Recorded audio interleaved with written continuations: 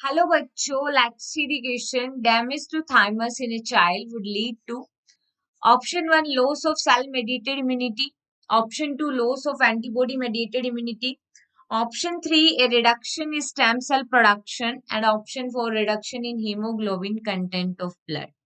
देखो क्वेश्चन में बोला गया है कि डैमेज हो रहा है थाइमस का चाइल्ड के अंदर, तो उससे क्या होगा। तो देखो अगर हम इस क्वेश्चन के अंदर की कंसेप्ट के बारे में बात करें तो देखो थाइमस जो है that is primary lymphoid organ.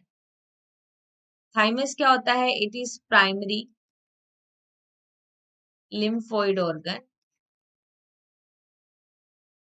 Primary lymphoid organ, ठीक है, जिसमें हम देखते हैं टी सेल्स जो टी लिम्फोसाइट्स होती है उनका मैचुरेशन होता है and it mediate which type of immunity that is CMI and it is also known as the cell mediated immunity, right, cell mediated immunity. Age के साथ साथ थाइमस का जो साइज है वो रिड्यूस हो जाता है, ठीक है। थाइमस का साइज अगर रिड्यूस होगा तो एज के साथ ओल्ड एज में जाते जाते जो इम्यूनिटी है वो वीक हो जाती है, राइट। तो अब थाइमस का रिडक्शन या थाइमस डैमेज हो रहा है चाइल्ड के अंदर। अगर चाइल्ड के अंदर थाइमस डैमेज हो जाएगा चाइल्ड में, तो फिर क्या होगा? चाइल्ड के अंदर इम्यूनिटी वीक हो जाएगी। अब वो कौन से टाइप की इम्यूनिटी वीक हो जाएगी? तो देखो टी लिम्फोसाइट्स का मैचुरेशन कहाँ हो रहा है, ठीक है, टी लिम्फोसाइट्स का मैचुरेशन हो रहा है थाइमस के अंदर। अगर टी लिम्फोसाइट्स फर्दर मैच्योर नहीं होगी तो इम्यूनिटी क्या होगा? लॉस होती जाएगी।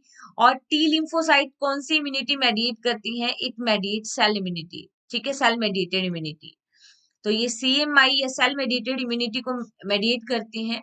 तो थाइमस अगर डैमेज हो रहा है तो सेल मेडिएटेड इम्यूनिटी लॉस हो जाएगी, क्योंकि antibody mediated immunity that is mediated by B lymphocytes and the maturation of B lymphocytes occur in the bone marrow. Okay, stem cell production में कोई लॉस नहीं होगा, हीमोग्लोबिन कंटेंट में भी नहीं लॉस होगा, क्योंकि blood cell formation occur in the bone marrow.